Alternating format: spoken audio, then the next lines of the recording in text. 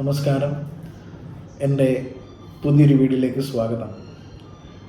അപ്പോൾ നമ്മുടെ പുതിയ ഓഫീസിൽ ആദ്യമായി എടുക്കുന്നൊരു വീഡിയോ ആണ്. അപ്പോൾ ഇന്നത്തെ വീഡിയോയുടെ ക്യാപ്ഷൻ നിങ്ങൾ കണ്ടിട്ടുണ്ടാവും. നിങ്ങൾ അമിതമായിട്ട് ദേഷ്യപ്പെടുന്നവരാണോ എങ്കിൽ നിങ്ങൾക്ക് മറ്റാൾക്കാരുടെ കർമ്മ എടുക്കേണ്ടി വരും. എന്താണ് ഇതിൻ്റെ ലോജിക്ക് അല്ലേ? ഇതിൻ്റെ ലോജിക്ക് പലർക്കും മനസ്സിലാക്കാൻ ചാൻസസ് വളരെ കുറവാണ്. അപ്പോൾ നമുക്കിന്ന് അറിയാം, നമ്മുടെ പ്രപഞ്ചത്തിൽ ഊർജമാണ് അടിസ്ഥാനമായിട്ട് കണക്കാക്കുന്നത്. എല്ലാം ഊർജത്തിൽ അടിസ്ഥാനപ്പെടുത്തിയിട്ടുള്ളത് മാത്രമാണ്, വേറൊന്നും ഇവിടില്ല. നമ്മുടെ ലൈഫിൽ നടക്കുന്ന എല്ലാ സിറ്റുവേഷൻസും എനർജിക്ക് അടിസ്ഥാനപ്പെടുത്തിയിട്ടല്ല, അല്ലാതെ നമ്മുടെ മനസ്സിൻ്റെ അടിസ്ഥാനപ്പെടുത്തിയിട്ടോ അല്ലെങ്കിൽ നിങ്ങളുടെ ബുദ്ധിയുടെ അടിസ്ഥാനത്തിലോ ഒന്നുമല്ല. ഇതിൻ്റെ എല്ലാം ബേസ് ലെയർ എന്ന് പറയുന്നത് എനർജിയാണ്. അങ്ങനെ വരുമ്പോൾ നമ്മൾ തിരിച്ചറിയേണ്ടത് ഈ ഊർജം നമ്മളെ എങ്ങനെ സ്വാധീനിക്കുന്നു, ഏതൊക്കെ ആംഗിളിൽ സ്വാധീനിക്കുന്നു. എനിക്ക് തോന്നുന്നു അത്യാവശ്യം മലയാളം യൂട്യൂബിൽ ലോ ഓഫ് അട്രാക്ഷനെ കുറിച്ചുള്ള ചാനൽസിൽ ഏറ്റവും വിപുലമായിട്ട് തന്നെ ആ സബ്ജക്റ്റിനെ കുറിച്ച് നമ്മൾ സംസാരിച്ചിട്ടുണ്ട്, പ്രതിപാദിച്ചിട്ടുണ്ട്. ഒരുമാതിരി എല്ലാ ആംഗിളുകളും നമ്മൾ സംസാരിച്ച് കഴിഞ്ഞു. അപ്പോൾ സ്വാഭാവികമായിട്ടും പല ആൾക്കാർക്കും പല സമയത്ത് പല പല സംശയങ്ങൾ വരുന്നതിൻ്റെ ബാക്കി പത്രമായിട്ട് നമ്മൾ സംസാരിക്കും. ഞാൻ രണ്ട് മൂന്ന് എൻ്റെ പേഴ്സണലി അറിയാവുന്ന കുറച്ച് ആൾക്കാരോട് ഞാൻ സംസാരിച്ചപ്പോൾ അവർ ഭയങ്കര ദേഷ്യമുള്ള മനോഭാവമുള്ള ആൾക്കാരായതുകൊണ്ട് എനിക്ക് അവരുടെ ലൈഫിൽ നടന്നേക്കുന്ന ഇൻസിഡൻസിൻ്റെ ഒരു റീസൺ എനിക്ക് മനസ്സിലായത് ഈ ദേഷ്യം, ആ ദേഷ്യത്തിന് ശേഷം അവർ ചെയ്യുന്ന ആക്ടിവിറ്റീസ് ഇതെല്ലാമാണ് അവരുടെ ലൈഫിനെ വീണ്ടും ശിഥിലമാക്കിക്കൊണ്ടിരിക്കുന്നത്. അപ്പോൾ നിങ്ങൾ മനസ്സിലാക്കുക, അടിസ്ഥാനപരമായിട്ട് എല്ലാ മനുഷ്യനും ഒരു സോഴ്സിൻ്റെ ഫോംസാണ് അല്ലേ? ഒരു സോഴ്സിൻ്റെ മനുഷ്യൻ ഞാൻ പറയുന്നില്ല, എല്ലാ ജീവചരാചരങ്ങളും, ജീവനുള്ളതായിക്കോട്ടെ ഇല്ലാതായിക്കോട്ടെ, ഞാൻ പറഞ്ഞല്ലോ ഈ റിമോട്ട് ആയിക്കോട്ടെ, കൈക്കട്ടിക്കുന്ന വാച്ച് ആയിക്കോട്ടെ, എല്ലാം തന്നെ ഒരു സോഴ്സിലുള്ളതാണ്. ചിലത് അനങ്ങുന്നുണ്ട്, ചിലത് അനങ്ങുന്നില്ല എന്നുള്ള വ്യത്യാസം മാത്രമേ ഉള്ളൂ. പക്ഷെ ഇതെല്ലാം ഫ്രെയിം ചെയ്തിരിക്കുന്നത് ഒരേ എനർജിയിൽ നിന്നിട്ടാണ്.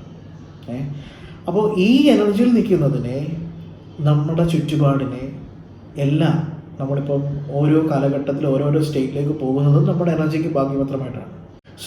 അത്തരത്തിൽ നമ്മൾ ചിന്തിക്കുമ്പോൾ മറ്റു മനുഷ്യന്മാരുമായിട്ടുള്ള നമ്മുടെ സഹവാസം, നമ്മുടെ ഇടപെടൽ, ഈവൻ ഒരു ടച്ച്, ഒരു സ്പർശനം പോലും നമ്മുടെ എനർജിയെ സ്വാധീനിക്കും.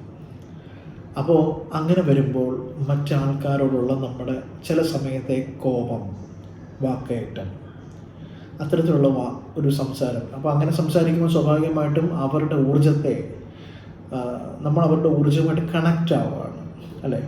അപ്പോൾ ആ ഊർജവുമായിട്ട് കണക്റ്റ് ആവുന്ന സമയത്ത് ഈ എനർജി എക്സ്ചേഞ്ച് സംഭവിക്കും.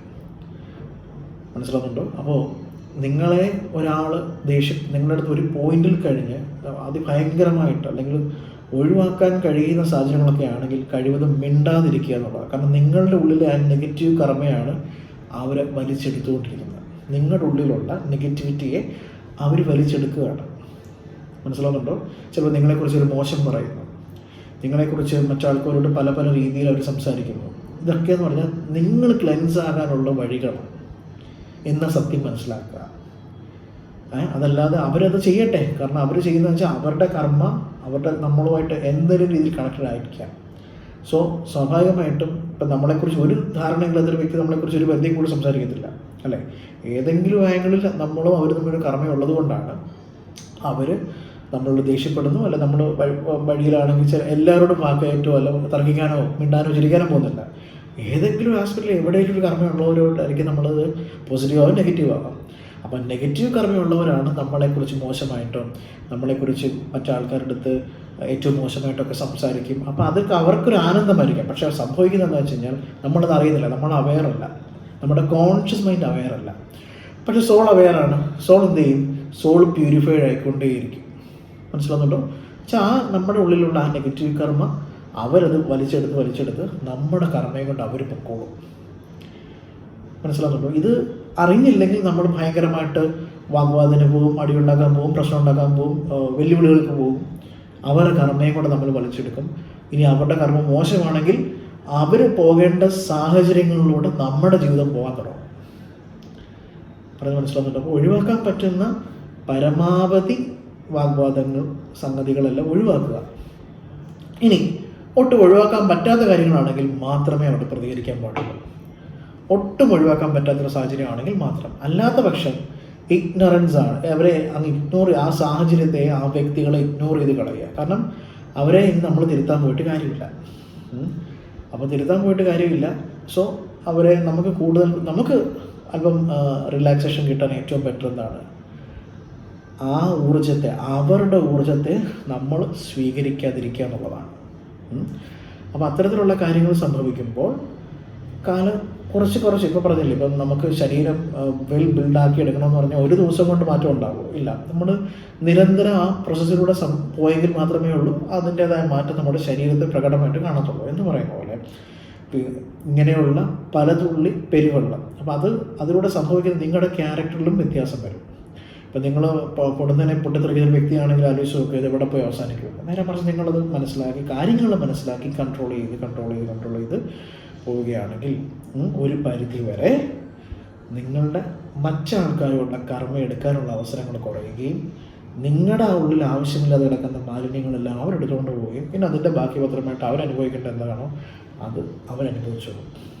ഇത് പറഞ്ഞില്ലേ, ഇത് ഊർജ്ജത്തെക്കുറിച്ചുള്ള നമ്മുടെ ധാരണ ഇപ്പോൾ നമ്മുടെ പൊതുസമൂഹത്തിലോട്ട് വന്നുകൊണ്ടിരിക്കുന്നേ ഉള്ളൂ. ഒരു 5 വർഷം കഴിയുമ്പോഴത്തേക്കും അറ്റ്ലീസ്റ്റ് എല്ലാവരും തന്നെ ഇതിനെക്കുറിച്ച് വളരെ ക്ലിയർ കട്ടായിട്ട് മനസ്സിലാക്കി തുടങ്ങും. അപ്പം ഇങ്ങനെയുള്ള നമ്മളെപ്പോലുള്ള ഇതൊക്കെ ഒരു ബഡിങ് സ്റ്റേജായിട്ട് മാത്രം കാണുക. ഓരോ ഫാമിലിയിൽ തന്നെ അത്തരത്തിലുള്ള മാറ്റങ്ങൾ സംഭവിക്കുമ്പോൾ അത് പറഞ്ഞില്ലേ, ഒരു ഫാമിലിയിൽ ഒരു വ്യക്തിയിൽ ഉണ്ടാകുന്ന മാറ്റം ടോട്ടൽ ഫാമിലിയിലാണ് ഒരു പോയിന്റ് കഴിയുമ്പോൾ സംഭവിക്കാൻ പോകുന്നത്. അപ്പം നിങ്ങൾ ഇന്ന് ഈ സെൻസ് മനസ്സിലാക്കി പ്രവർത്തിച്ചാൽ അതിൻ്റെ ഗുണം, ഇപ്പം ഒരു കള്ളുകുടിയനായിട്ടുള്ള ഒരു അച്ഛനാണെന്നിരിക്കട്ടെ, അദ്ദേഹം എല്ലാവരോടും വഴക്കുണ്ടാക്കിയപ്പോൾ വേറെ വഴക്കുണ്ടാക്കുന്നവരുടെ കർമ്മം അദ്ദേഹം എടുക്കും.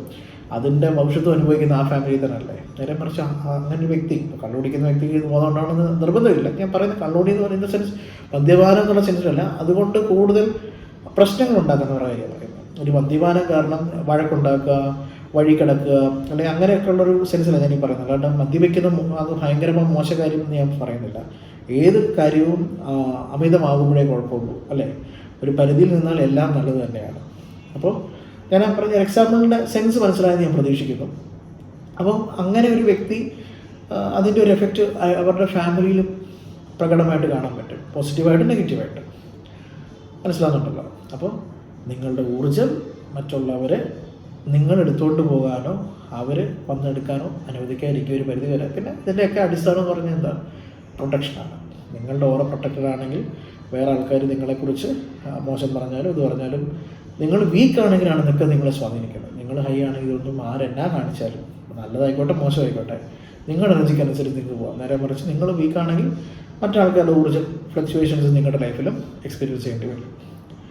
സോ ഈ ഒരു ഐഡിയ മനസ്സിലാക്കി എന്ന് വിശ്വസിക്കുന്നു. Thank you.